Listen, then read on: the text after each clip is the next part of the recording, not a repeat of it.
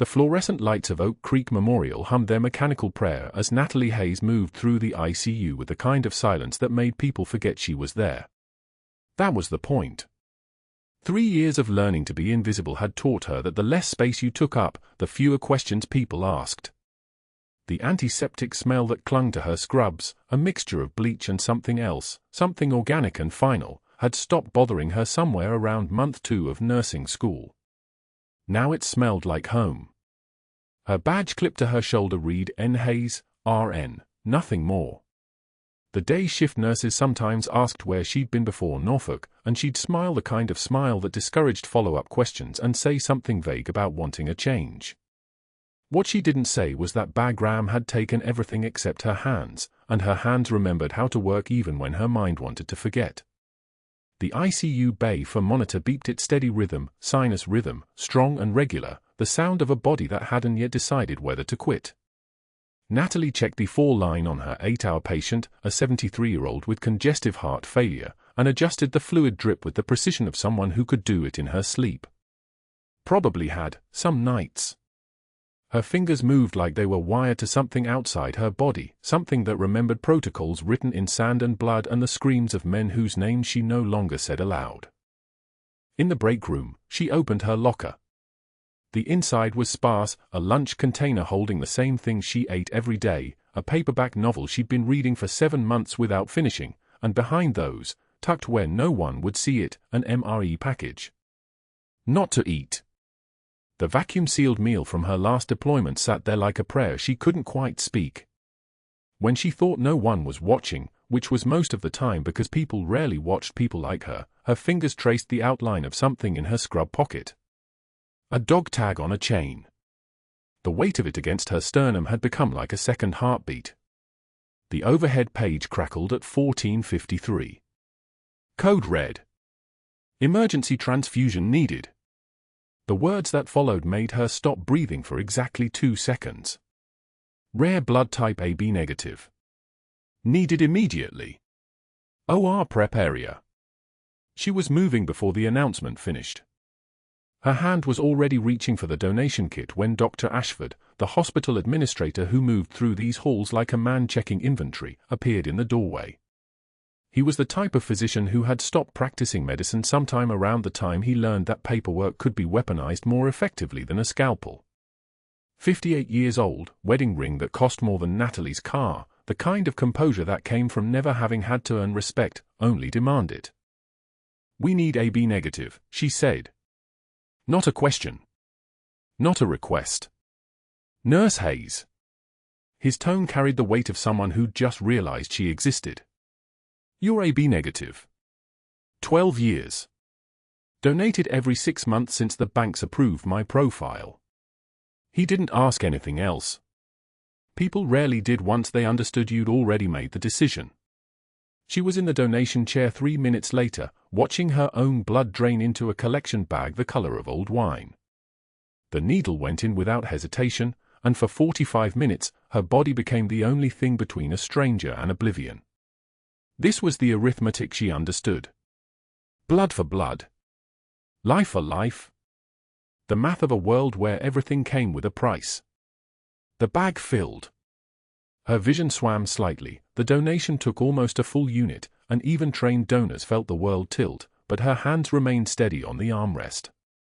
When the nurse finished, she stood without waiting for the standard recovery period, declined the orange juice and cookies meant for people whose bodies hadn't learned to endure, and walked directly toward the OR prep area. The emergency had cleared some space in the hallways. Natalie could hear the organized chaos of a trauma admission, the vocabulary of crisis delivered in clean, professional tones. She found the gurney before anyone could redirect her, following the bags of fluids and the oxygen tubing like breadcrumbs. The unconscious Navy officer lay still as carved stone, his uniform still mostly on him, dress blue soaked dark with something that wasn't blood. Shock, probably. The body shutting down.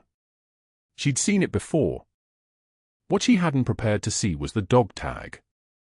It hung from a broken silver chain around his neck, half visible against the fabric of his undershirt. The shape was unmistakable. She'd held an identical one in her hands, had memorized every scratched letter on its surface, had buried it in a mahogany box 3 years ago on a Saturday in September while rain hammered the cemetery like applause. Her breath caught. Just barely. A half-second interruption in the rhythm she'd spent 36 months perfecting. The recognition hit like a flashback without the mercy of distance. Captain Marcus Webb. The man who had court-martialed her on charges that should never have existed, who had sat across a table from her for 4 hours while she explained the impossible, that the operation she'd executed had been sanctioned, that the deaths she was being blamed for had been necessary, that the team she'd pulled out of Bagram alive deserved medals instead of her dishonorable discharge that never officially happened because it had been erased. All of it, sealed in classified folders, locked in Pentagon basements where the truth went to die. Natalie didn't freeze. That was the kind of thing untrained people did. What she did instead was inhale once, slowly, and continue moving. Her hands accepted the blood bag from the nurse who'd collected it, verified the match against Webb's chart with the calm of someone reading a phone number, and positioned the tubing for the transfusion. Her fingers found the port with the same surgical precision that had once meant the difference between septic shock and survival. The line accepted the needle without resistance. O negative to AB negative. Her blood meeting his body. The physics of it felt like a violation she couldn't refuse. She was adjusting the flow rate when Dr. Ashford's shadow fell across the forestand. He was watching her from across the bay, his expression caught somewhere between clinical observation and the particular interest people show when they notice something inconsistent in a pattern they thought they'd already mapped. His eyes tracked from her face to the unconscious Navy officer and back again, lingering on the space between them like he was trying to read something written in invisible ink. The moment lasted exactly 3 seconds. Natalie didn't meet his gaze. She adjusted the for one final time, confirmed the drip rate was stable, and stepped back from the gurney. Protocol demanded she leave. Protocol was a language she spoke fluently. But Ashford moved to block her path. Not physically, that would have been crude. Instead, he simply positioned himself in the narrow space between the gurney and the wall, forcing her to acknowledge him. His cologne, something expensive that smelled like money and the particular confidence of men who'd never had to prove themselves, preceded his voice. Nurse Hayes, I need a word. She didn't ask whether it was optional. She already knew the answer. What she didn't know, as she followed him toward the supply closet, was that his phone would be dialing a number before the door even closed. She didn't know that 3 years of anonymity had just ended in the time it took for one unconscious man to arrive at an emergency department. All she knew was that her hand wanted to reach for her sternum, for the dog tag hidden beneath her scrubs, for the weight of a secret she'd been carrying so carefully that she'd almost believed she could keep it forever. But trained people didn't betray themselves through visible gestures. Trained people kept their hands steady and their faces neutral and their fear locked so deep inside that even interrogation couldn't unearth it. The supply closet was small. Narrow shelves lined with gauze pads and saline and the equipment for keeping people alive.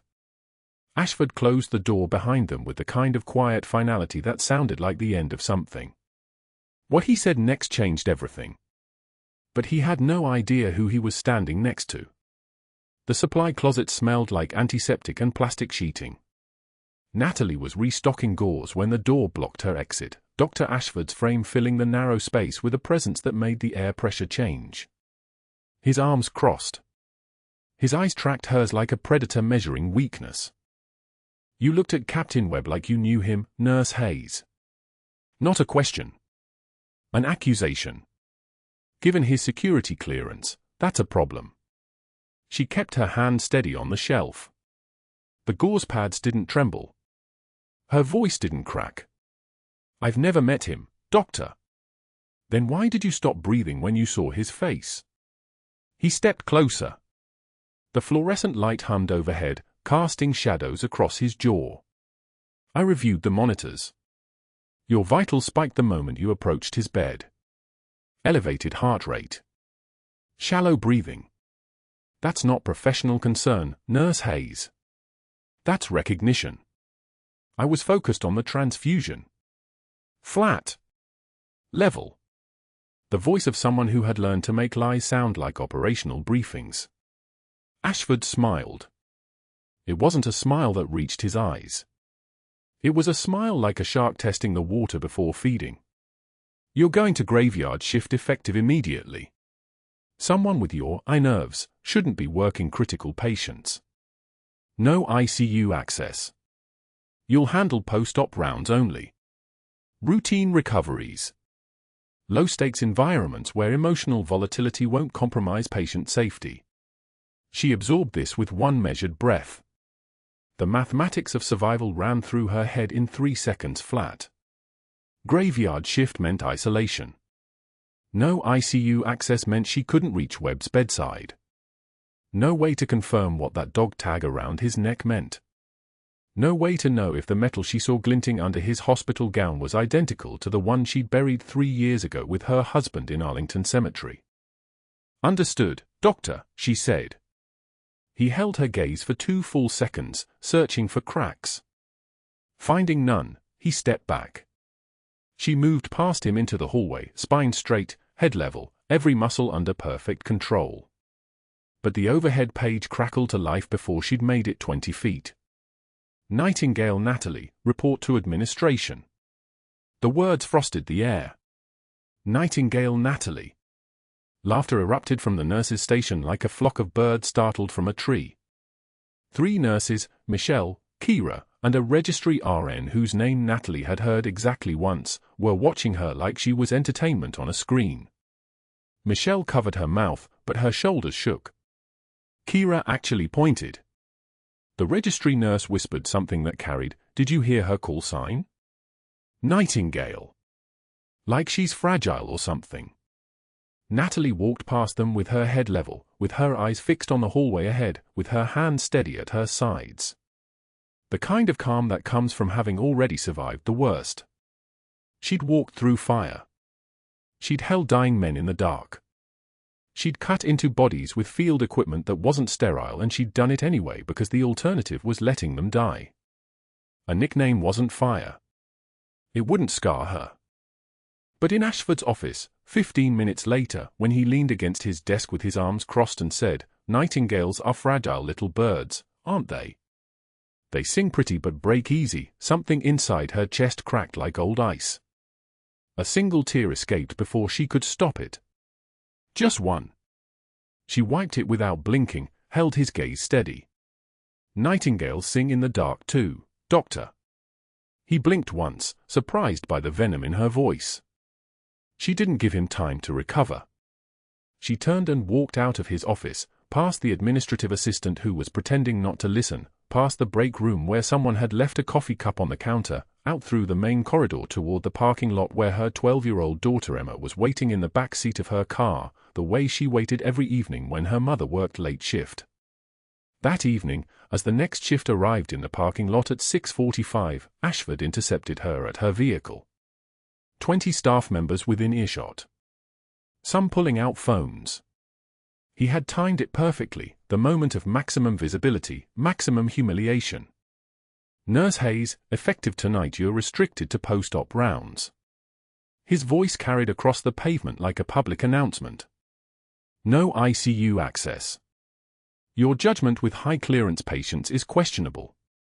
We need nurses with better discretion in critical care. We can't have people getting emotionally attached to patients they shouldn't be attached to." Natalie stood with her hand on the car door handle, her knuckles white against the metal. Every muscle in her body was rigid. She could feel Emma watching from inside the vehicle, could feel the weight of the stairs from the arriving shift, could feel her own heartbeat in her throat like a weapon she wanted to use. "Understood, doctor." The words came out level. Professional. Contained. A younger nurse, the same registry RN from earlier, whispered loudly enough to carry, "Guess the Nightingale got her wings clipped." More laughter. Someone's phone camera clicked. Natalie opened the car door. She sat down behind the wheel. She started the engine. She drove home in absolute silence, her hand steady on the steering wheel, her eyes fixed on the road ahead. In the back seat, Emma didn't ask questions. She'd learned over the past 3 years that her mother's silences were deeper than the ocean, and you didn't dive into water that dark. Graveyard shift arrived at 10 o'clock that evening. Natalie changed into fresh scrubs in the staff locker room, her movements precise and economical.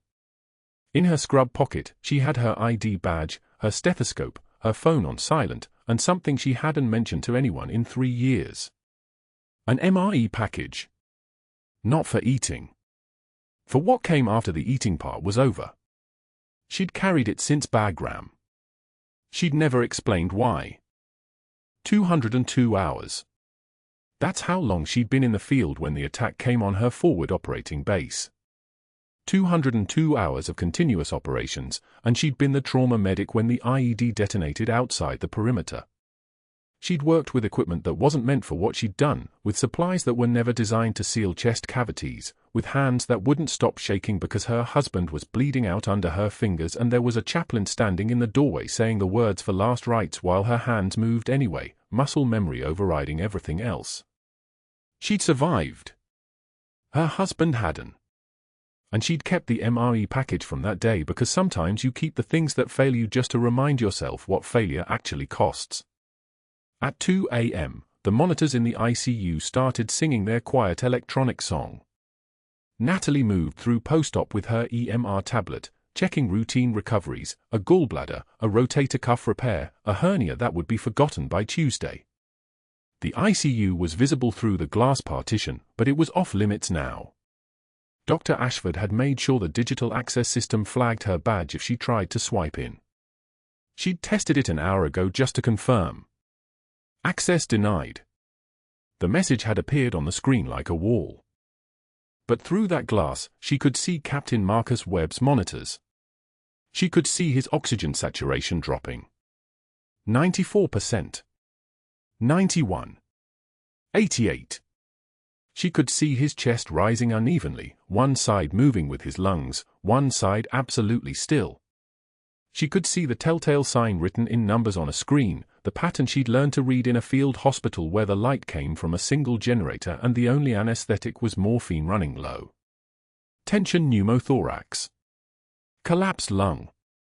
Air inside the chest cavity with nowhere to go, pressure building with every breath, crushing his heart against his ribs, killing him 1 second at a time.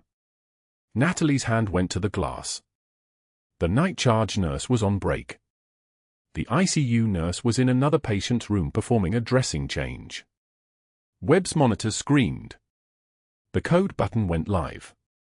Overhead, a page crackled, Code Blue, ICU Bay 3. Code Blue, ICU Bay 3. Rubber-soled shoes started running. The crash cart squeaked as someone pulled it from the hallway. The on-call surgeon was 30 minutes out. Stuck in traffic from Virginia Beach. Webb's lips were already turning blue.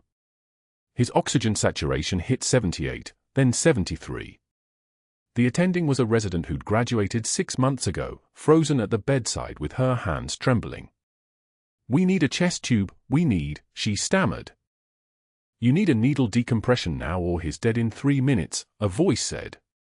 Someone else's voice. Natalie's voice. Carrying a command timbre that made the resident step back instinctively. Second intercostal space, mid-clavicular line. "Do it now."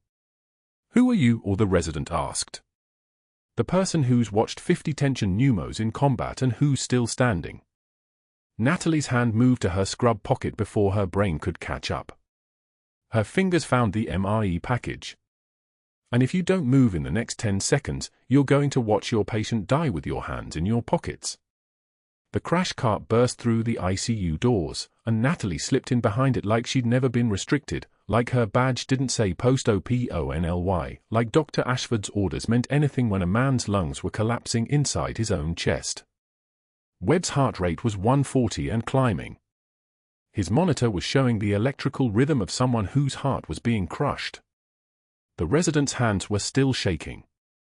Someone had to move, and move now, and move with the precision of someone who had already cut into human chests with equipment that wasn't sterile and done it anyway because the alternative was failure. Natalie stepped forward. What happened next changed everything. The graveyard shift at Oak Creek Memorial stretched like a taut cable, 12 hours of silence punctuated by the steady percussion of monitors and the rubber squeak of shoe soles on polished tile. Natalie moved through post-op with the fluid efficiency of someone who had learned to be a ghost, present but invisible, efficient but unremarkable. The restriction order had been clear: post-op rounds only. No ICU access. No Captain Webb. Dr. Ashford's voice still echoed from that parking lot confrontation, the words spoken loud enough for the arriving shift to hear. She was a capable nurse. Nothing more. Nothing dangerous. Nothing worth noticing. She checked vitals on room for 12, a routine cholecystectomy recovery, her hand steady as she documented the numbers. 98.2 temperature. BP 118/74. Oxygen saturation holding at 96%. The patient's breathing was even, predictable, exactly what post-op perfection should look like. She adjusted the fall line with practiced precision and moved to the next room, her scrubs making no sound against the corridor. The fluorescent lights hummed their perpetual mechanical song above her head, and Natalie had long ago learned to filter out that particular sound, the way soldiers learn to ignore the constant rumble of convoy engines or the distant percussion of outgoing artillery. The mind adapts. The mind learns what to hear and what to let fade into background noise. She had survived 3 tours of Bagram with that same adaptive capacity. Surviving a graveyard shift in a hospital that didn't want her was infinitely easier. The call button for room 508 chimed at 2:22 a.m. She was there in 40 seconds, fast enough to be professional, not so fast as to seem eager. The patient, a post-op spinal fusion, was asking for water. Natalie poured it from the pitcher beside the bed, her movements economical and quiet. She didn't chat. Didn't offer false cheerfulness. Just water. Just presence. Just the efficient motion of a nurse who knew how to give people what they needed without making them feel like they were bothering anyone. But that wasn't the worst part. At 3:15 a.m., the overhead intercom crackled with a name she wasn't supposed to hear anymore. Code Blue, ICU Bay 7. Code Blue, ICU Bay 7. Repeat, Code Blue, ICU Bay 7. Natalie's hands froze mid-documentation. Her jaw tightened, not a flinch, but a compression, the kind of controlled reaction that looked like nothing to anyone not trained to see it. ICU Bay 7 was where they kept the critical cases. The ones hanging between life and a paperwork closure. Captain Marcus Webb's location had not been explicitly stated to her, but she had the kind of memory that retained useless details: bed assignments, shift rotations, the placement of crash carts relative to specific patient rooms. She set her pen down with deliberate care. The hospital came alive in that moment, the sound of running feet, the crash of a resuscitation cart being wheeled at speed, voices calling out in the compressed urgency that only happened when someone was actively dying. The sound had a texture to Natalie, something like the moment before incoming fire started, a pressure change in the air that experienced people could feel in their chests before any rational thought caught up to instinct. She stayed in the post-op ward. Stayed in her assigned section. Stayed invisible. But her feet had other ideas. By the time her rational mind caught up to her body's momentum, she was standing outside ICU Bay 7, positioned just far enough back in the shadows to observe without technically crossing the threshold into the unit she'd been forbidden from entering. The resident, a young man named Dr. Chen, fresh enough that his hand still shook during complex procedures, was calling out vitals with the desperate precision of someone performing CPR on someone who was actively dying. No pulse on carotid, Chen announced. Chest compressions continuing. Somebody get me an airway tray. Now. Natalie's eyes moved across the scene with the systematic inventory of someone trained to assess chaos in under 3 seconds. She registered the crash cart. The defibrillator pads. The 4 lines already running. The ventilator mask hanging uselessly to the side. And she registered the absence of a senior attending physician, the absence of any surgeon with the authority to make life or death decisions in the next 90 seconds. Where's the attending? Chen's voice cracked slightly, stress bleeding through his professional facade. A nurse, Beth, the night float RN with 8 years of experience, shook her head. Dr. Martinez is in the OR with a trauma. Ashford's not answering his page. The resident in surgery says nobody's available for at least another 12 minutes. 12 minutes. The human brain dies in 4 to 6 minutes without oxygenation. The math was simple enough that even panicked medical students understood it. Natalie watched the monitor. The flatline rhythm. The compressions continuing in that hypnotic up-down motion that felt productive and was functionally useless if you didn't know what the actual problem was. She watched Chen's face, saw the moment he realized he was losing someone, so the exact calculation crossed his expression: how long before this stops being resuscitation and starts being performance art for a dead body? And then she saw the chest. The left side of Webb's chest was distended. Tense. Different from the right. The kind of asymmetry that meant something was wrong inside, something that was actively compressing the heart and lungs into failure. Tension pneumothorax. Air trapped between the visceral pleura and the chest wall, pressure building with every breath, collapsing the lung and pushing the mediastinum over until the heart couldn't beat properly anymore.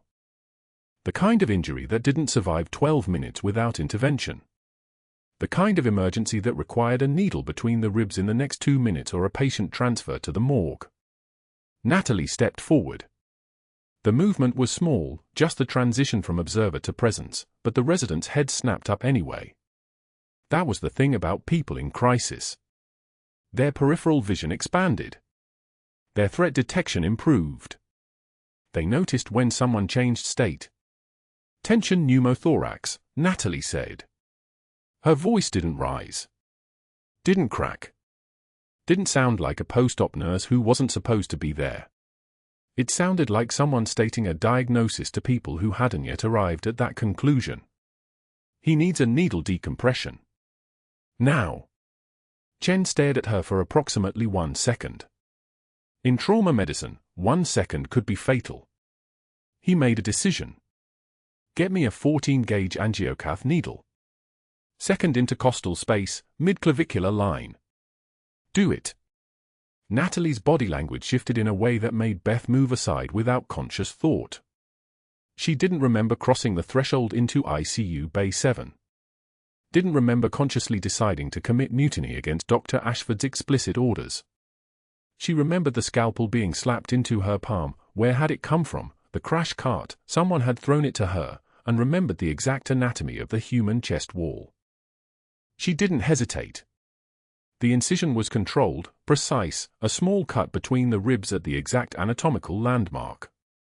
First intercostal space below the clavicle, mid-clavicular line, the same spot where she had performed this procedure in the dark outside a compound in Helmand Province while a Marine bled out from a femoral artery wound and incoming fire painted the night sky in tracer rounds. Muscle memory didn't require thought. It required practice, repetition, the kind of training that became part of your cellular structure until your hands knew the answer before your brain finished asking the question. She reached for her pocket. The MRE package had been there for 17 years. Not an actual MRE, she wasn't some nostalgia collector, but a replacement she kept in her locker, medical-grade silicone wrapper, the exact dimensions of the improvised chest seal taught to special operations medics at the Combat Casualty Care course. The inner lining was heat-sealed to allow air out but prevent it from flowing back in. Valve technology disguised as garbage. The hiss when she applied it was the most beautiful sound Natalie had heard in 3 years. Air escaped from Webb's chest cavity, the trapped pressure releasing with audible relief, like a pressure cooker finally opening. She secured the seal with surgical tape, her hands moving through the procedure with the terrifying fluid precision of someone who had done this while adrenaline screamed through her nervous system and mortar rounds impacted 200 meters away. Webb's oxygen saturation climbed. 92%. 95%. 98%. The monitor's beeping changed rhythm, from the flat desperation of failure to the steady percussion of return. Color came back to his face. His pupils constricted in response to light, that basic neurological reflex that meant his brain was still home.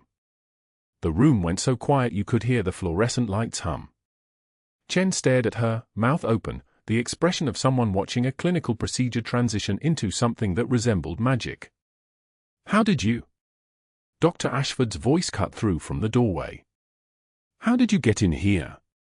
He was in street clothes. Someone had called him, or perhaps the hospital had an automated system that alerted the administrative night supervisor to code blue activations.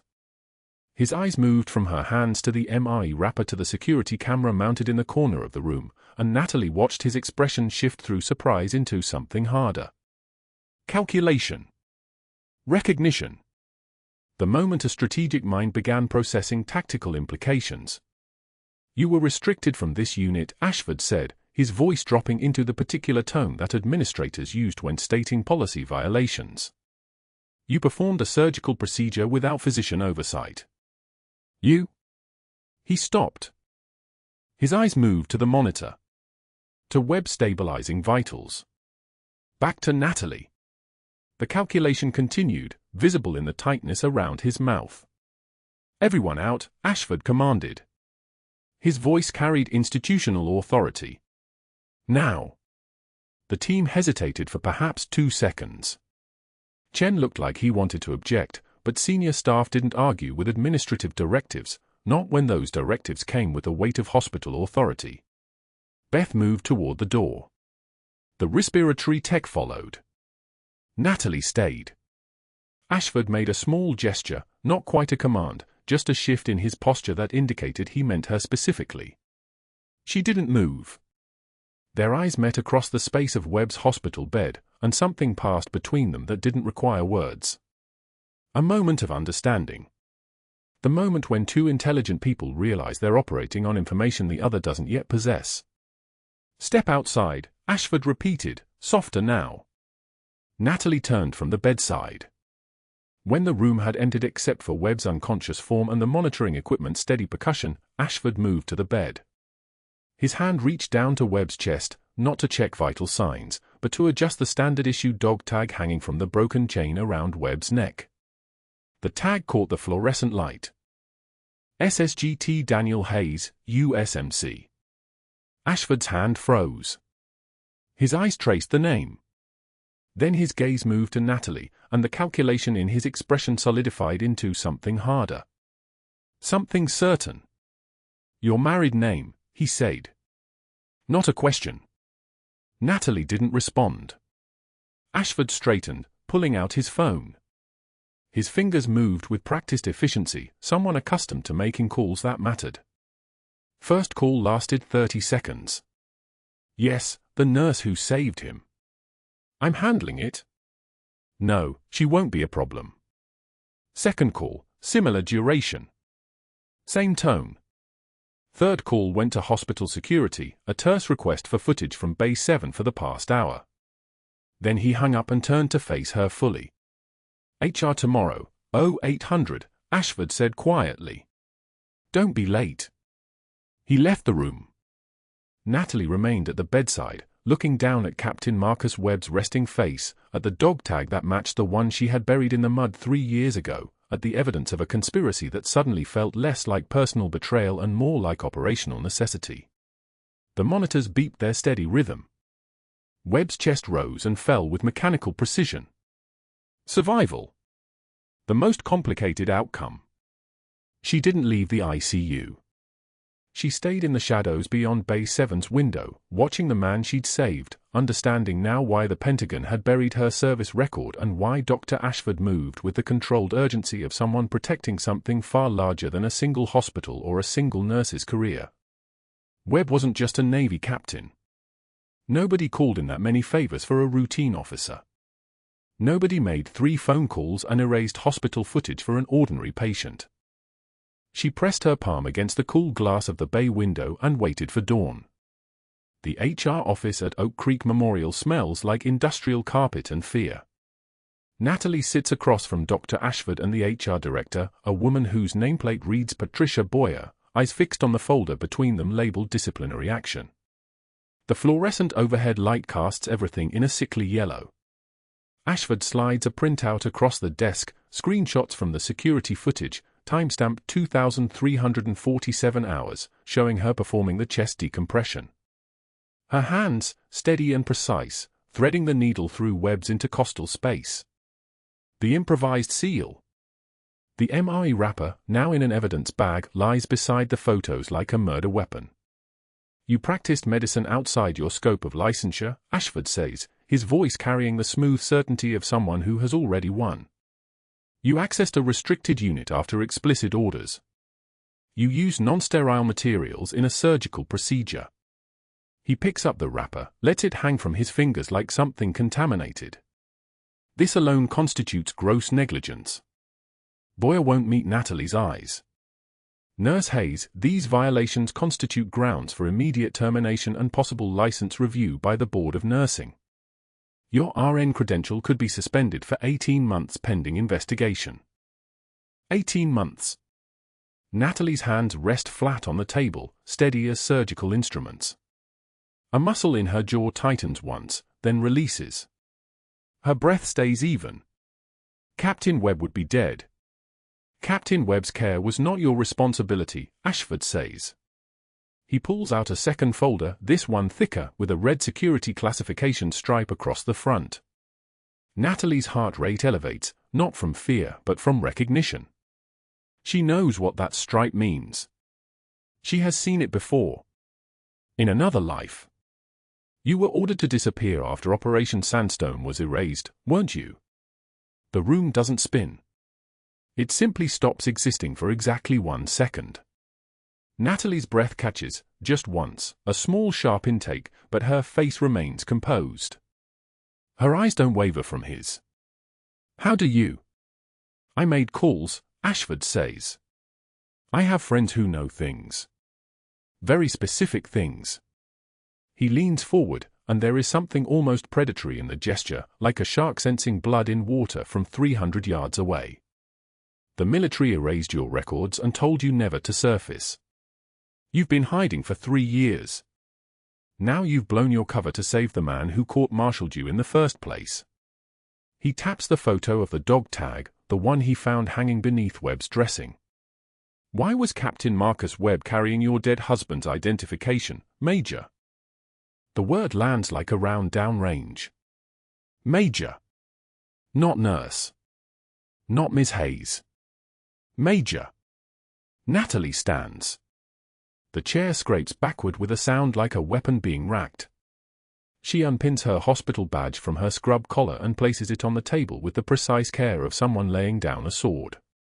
The plastic is still warm from her body. It sits between them, accusation and surrender folded into one small piece of hospital property. I want the nurse who witnessed the save transferred, Ashford says to Boyer, his attention already moving past Natalie as if she is already erased. And alter the digital schedule. Remove Hayes from that room's log entirely. I want every timestamp adjusted. If anyone asks, she was never in that ICU. Boyer nods, fingers trembling slightly as she makes notes. She has processed 100 terminations. This is the first one that feels like a murder. You have 1 hour to clear your locker, Ashford says. He doesn't look at Natalie again. He has already moved on to the next problem, the next threat to neutralize. This is his domain. This is where he wields power. Not in the field. Not under fire. In quiet rooms with fluorescent lights and paperwork. Natalie walks to the door. She doesn't speak. There is nothing to say that her badge hasn't already said. She leaves the office and moves through the corridors of Oak Creek Memorial like a ghost, someone already erased. The nurse's station she passes twice has 3 staff members she recognizes. None of them look up. The word has traveled. Nightingale has been clipped. She clears her locker in silence. The trauma shears with her call sign engraved on the handle. The extra scrubs. A photo of Emma from 2nd grade, gap-toothed and laughing. She places everything in a duffel bag with methodical precision. Hands that have held lives together now fold empty scrub pockets. Hands that performed field surgery under fire now tuck away a daughter's photograph. The muscle memory of separation, this is something Natalie knows how to do. She has practiced it for 3 years. The rain starts as she reaches the parking lot, hard and cold, the kind of rain that tastes like Atlantic salt and diesel exhaust from the naval station 3 miles north. Her truck is parked in the back corner, a 2008 Ford F-250 that belonged to Daniel. She still hasn't changed the registration. Some things, she has learned, are better left belonging to the dead. She drives north through Norfolk for 12 minutes, windshield wipers beating a rhythm against the downpour. Route for 60 to the military cemetery on Ocean View Avenue.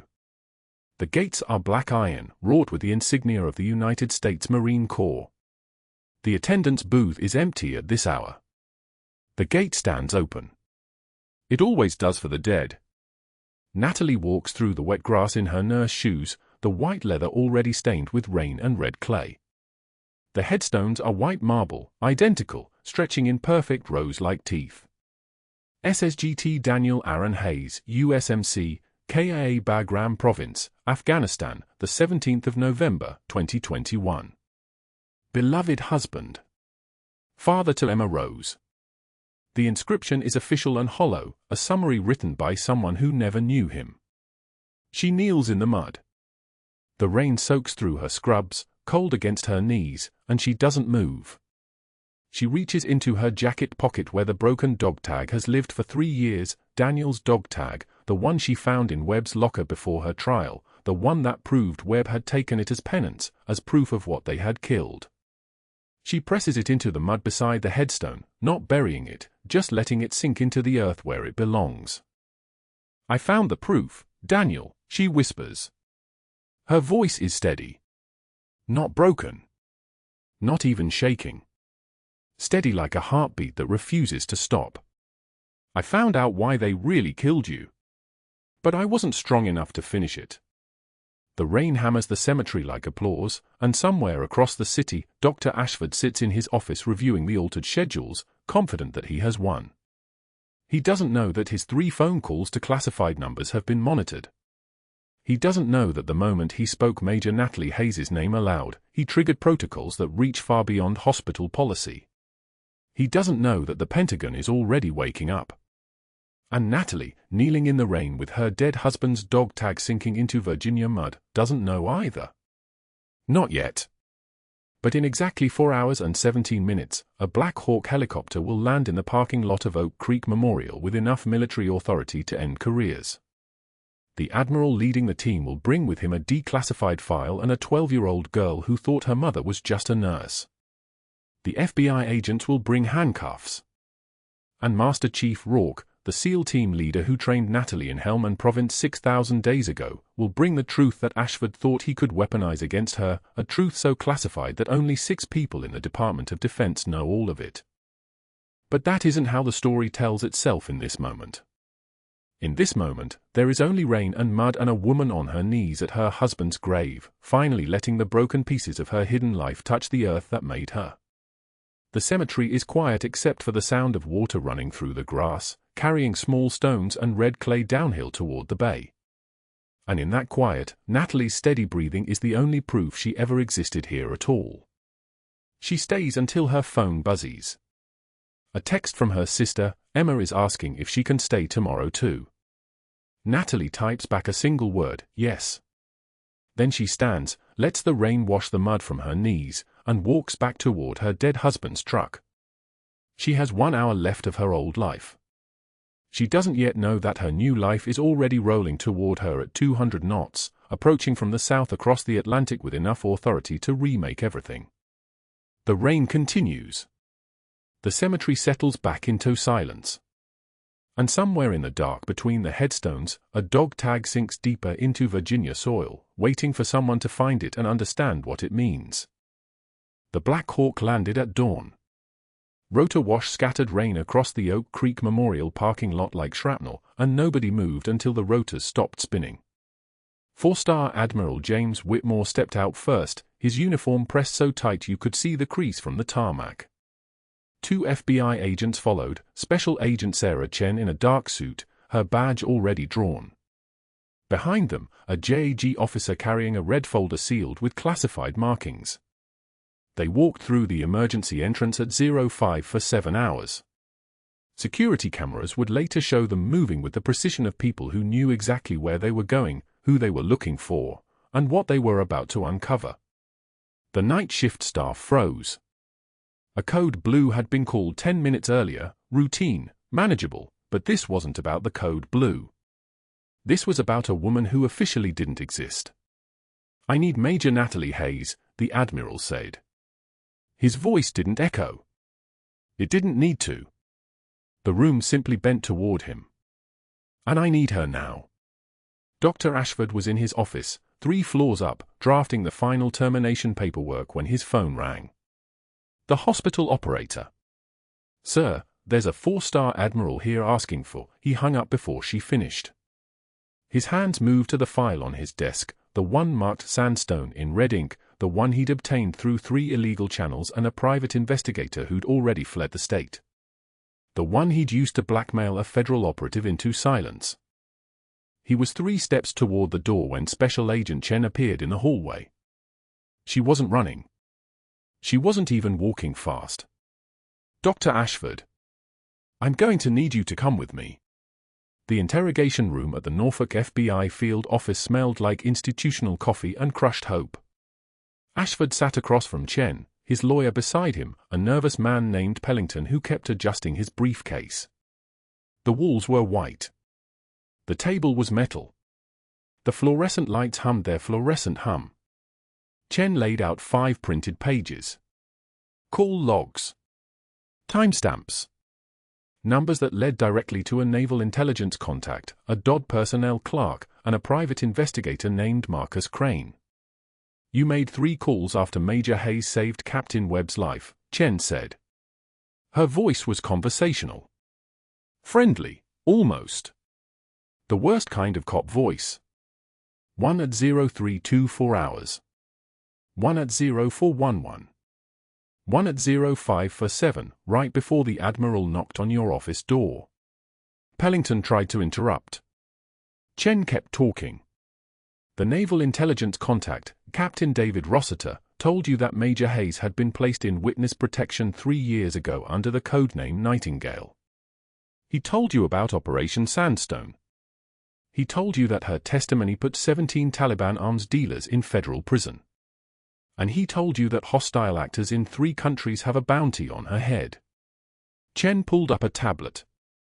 The screen showed a video file, Ashford's office, 2 days ago. His voice, unmistakable. "I'll make sure every agency knows you surfaced." She looked at him over the rim of her glasses. "That's not blackmail. That's conspiracy to commit murder."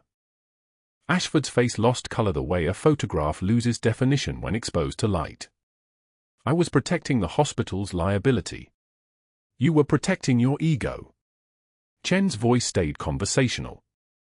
"Within 2 hours of Major Hayes saving Captain Webb's life, you reassigned the only witness, Nurse Elise Rodriguez, to night shift in another building. You altered the digital schedule to erase her presence from the ICU. You fabricated grounds for immediate termination. And you used classified information obtained through illegal channels to coerce a federal operative into surrender." She pulled out another document. Handwritten notes. Rodriguez's statement, already signed, already submitted. The nurse who'd stood in the ICU doorway and watched a woman with trembling hands and absolute certainty perform emergency field surgery. The nurse who'd kept her own records because something about the situation didn't sit right. Major Natalie Hayes was assigned to Oak Creek Memorial as cover, Chen continued. Low profile. Rehabilitation from court-martial. Witness protection requires isolation and invisibility. What Major Hayes did, saving Captain Webb, violated that isolation. The protocol was to deny the save, erase the record, and maintain her cover. You did none of those things. Instead, you blackmailed her. You threatened to expose her location. You told her that if she fought your termination, you'd make sure every agency knew she'd surfaced. Pellington leaned toward his client. Ashford didn't hear him. He was thinking about the email that had come that morning, flagged urgent, from the hospital's board of directors. They'd seen the FBI surveillance footage. They'd seen the call logs. They'd reviewed the altered schedules. And they'd already begun the process of understanding that Dr. Ashford, the man they'd promoted to chief medical administrator 6 years ago, had just committed crimes that would end his career, his medical license, and possibly his freedom. "You're under arrest for obstruction of justice, conspiracy, blackmail of a federal operative, and falsification of personnel records," Chen said. She didn't handcuff him. That happened in the hallway, with his lawyer talking about plea deals and reduced sentences and the very real possibility that he'd spend the next 10 years in a federal penitentiary. Back at Oak Creek Memorial, the staff meeting started at 0800 hours sharp. Standing room only. The nurses who'd whispered about Nightingale and clipped wings. The residents who'd watched Ashford humiliate the quiet woman in scrubs. The orderlies and techs and half the security staff. The interim administrator, brought in by overnight courier from the hospital board, stood at the podium with a prepared statement. Dr. Richard Ashford has been placed on administrative leave pending criminal proceedings, the interim administrator read. Her voice was steady. Professional. The kind of voice that delivers bad news before noon. All personnel actions he authorized in the past 72 hours are under review. All affected staff will be contacted within 24 hours regarding potential reinstatement, compensation, and corrective action in their personnel files. One of the nurses in the back row, the youngest, the one who'd laughed the hardest about the Nightingale nickname, pulled out her phone. The news alerts were already rolling in. A 4-star admiral arriving at a Norfolk hospital. An FBI operation. A classified mission declassified. And a mugshot of Dr. Ashford, handcuffed between federal agents, his face the color of hospital walls. The photo that circulated among the nursing staff wasn't the mugshot, though. It was the one from the Pentagon's press release. Major Natalie Hayes in full dress blues, her chest covered in medals. Standing beside the Secretary of Defense. Standing beside Admiral Webb, who'd been promoted to Rear Admiral the same morning Ashford was arrested. Standing beside her 12-year-old daughter, who wore a Navy Junior ROTC uniform she'd just earned the right to wear, who was smiling like she'd known the whole time that her mother was a legend, just waiting for the rest of the world to catch up. 6 months later. The auditorium at Oak Creek Memorial was packed. 214 people in attendance, every staff member who could leave their posts, plus the Navy's entire Atlantic Fleet ceremonial unit, plus journalists from the Pentagon, plus Natalie's daughter Emma in the front row, straight-backed in her dress uniform. Captain Marcus Webb, now Rear Admiral Webb, stood at the podium. He wore his dress whites. His chest carried the weight of 30 years of command, and his voice carried the weight of 3 years of guilt about a court-martial that should never have happened. For extraordinary heroism and dedication to duty in the face of extreme adversity, he read from the citation, for performing advanced trauma surgery in an unsecured environment without authorization or backup, for saving the life of a commanding officer and upholding the highest standards of the medical corps, Major Natalie Hayes is awarded the Defense Meritorious Service Medal. He stepped forward. His hands were steady.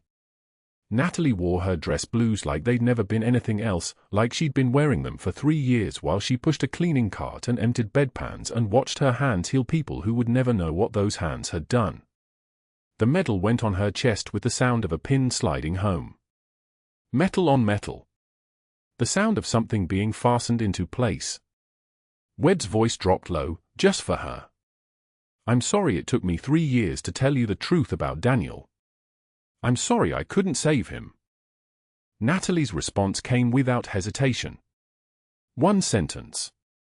The same voice that ordered men into helicopters, that gave surgical instructions through gunfire, that had whispered to her husband as he died in Bagram dust. You carried his memory. That's what he would have wanted. The applause came like rain. 7 SEAL team operators stood in the audience, the men she'd pulled from Bagram under fire, all alive, all present, all standing at attention. Master Chief Rourke in the back row, his eyes wet, his jaw clenched.